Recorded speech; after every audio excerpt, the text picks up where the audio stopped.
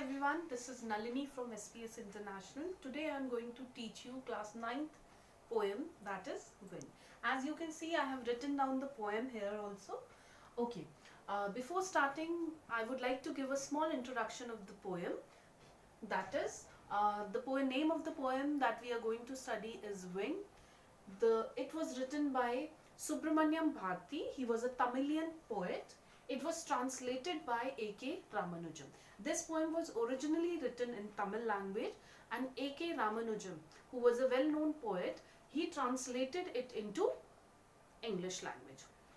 Okay, the poet wants to convey through this message that the wind only affects those who are weak in nature, physically as well as mentally. As before starting the explanation, I would like to give you a small overview of the poem. In the first part of the poem, you will get the conversation between the poet and the wind. The poet converses with the wind not to do certain things to be destructive in nature. And in the second part of the poem, the poet wants to suggest the readers that the wind only affects those who are weak in nature. So we should be strong enough, we should be firm in nature to bear the wind, or we should try out something new things, face the challenges to be befriended with the wind. Okay, now I'm going to explain it line wise. Okay, wind comes softly, don't break the shutters of the windows, don't scatter the pages, don't throw down the books on the shelf. In these 4 lines, the poet tells the wind to come softly and silently. Do not break the shutters, as wind is considered to be destructive in nature. It breaks the shutters of the windows. It scatters the scatter means इधर उधर फैला देता है, scatter कर देता है pages को, and then it throw down the books on the shelf.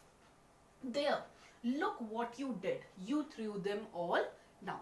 And next he would like to say that ki look means the wind has to look that what it had done. It threw them all. You tore the pages of the books. You brought rain again. It means that the wind has broken. The poet tells wind what not to do. He has done that. He tore the pages of the books and he had brought rain again. You are very clever at poking fun at weaklings. And he also wants to say that these things, जैसे shutters हो गया, papers हो गए, books, these all are weakling in nature. That is why wind, which is considered to be clever, it makes fun of the weaklings. Frail crumbling houses, frail means weak, crumbling houses, crumbling means to throw apart, to fall apart, तोड़ देना किसी चीज को. Houses, crumbling doors, crumbling rafters, crumbling wood, crumbling bodies, crumbling lives, and crumbling hearts. These 3 lines shows the destructive nature of the wind, as the poet says that he had been weak in nature.